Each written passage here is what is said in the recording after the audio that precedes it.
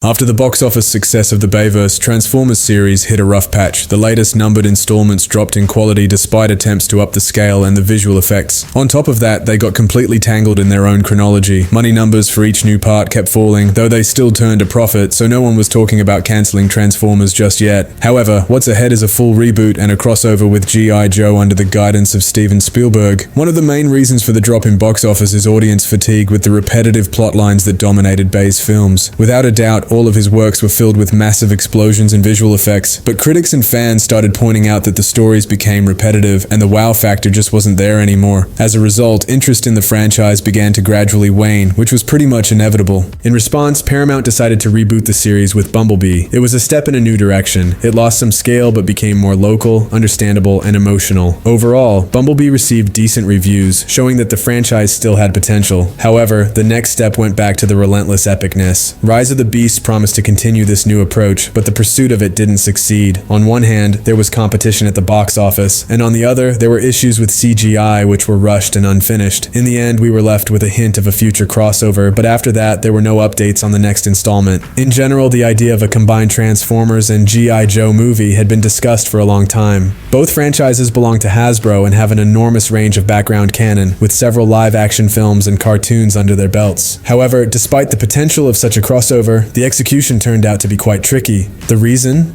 A complicated chronology and tone differences between the two universes. Transformers, especially in Bay's interpretation, represents grand blockbusters with a focus on destruction and space-level threats, where giant alien robots exist in a world where they've become part of everyday life. Meanwhile, G.I. Joe is closer to military action with elements of spy movies and a touch of sci-fi. The story has always been more down-to-earth, and combining these two series without breaking their internal logic is no easy feat. Additionally, fans of both franchises might be disappointed if the crossover fails to preserve their unique traits, so it's crucial to give equal attention to both sides without overwhelming the plot. Because of these complexities, the studio has been slow to officially announce anything, but despite these challenges, the potential of the crossover remains strong. Merging the two universes could bring new plot twists and a fresh perspective to both franchises, especially since the final scene of Rise of the Beasts already teased how the characters might interact. So right now, what Paramount is working on isn't the next numbered Transformers, but a crossover. However, the timeline of the movie remains uncertain. Essentially, there are two options. First, the crossover could take place in the 90s and serve as a direct continuation of Rise of the Beasts, with Noah and Mirage as the central characters, meaning there won't be a need to find new leads. Another possibility is that the movie could jump to a different decade, as the Transformers has done in recent years. In this case, the story could either take place after Bay's trilogy with Shia LaBeouf, but whatever direction the writers choose, they'll have to rewrite the canon, because after Bumblebee, things have gotten way too confusing, and even the most dedicated fans can't figure out what happened first. What's also interesting is that the recent Transformers 1 animated movie is officially considered a prequel to the Bayverse, meaning it essentially ignores Bumblebee. So together with Rise of the Beasts, this represents a soft reboot that isn't directly tied to the rest of the series. Therefore, to avoid confusing the fanbase, Paramount will likely continue this line in the 90s, showing events leading up to Bay's films. It seems they've also figured out who the villain will be. In the crossover, it's going to be a universe-threatening entity that will force all the heroes to unite, and that villain's name? Unicron. His appearance was expected as far back as Transformers 3, but due to an overloaded plot, he was ultimately cut. Later, Unicron was slated to appear in Age of Extinction, but before filming began, he was removed, and he didn't end up in the final cast. However, his mini-debut did happen in the 5th movie. Even then, we only saw his minions emerging from the Earth. There was no direct confrontation with Unicron himself, but even before The Last Knight came out, it was assumed that he would be the primary villain in the next part, which was supposed to release in 2020. However, due to the poor reception of The Last Knight and disappointing box office results, Untitled Transformers 6 was removed from the release schedule, and the studio decided to go for a reboot with Bumblebee. They've saved Unicron for later, and now he's set to take on the role of the local Thanos in the upcoming crossover. Chances are one movie won't be enough to deal with him, so the heroes will likely have to split up and return to their own franchises to continue the fight. Only then will we get the final team up and a direct showdown with Unicron. Not much is known about him aside from the fact that he's an ancient enemy of Cybertron, which gives the writers a lot of room to rework his backstory and incorporate Joe characters.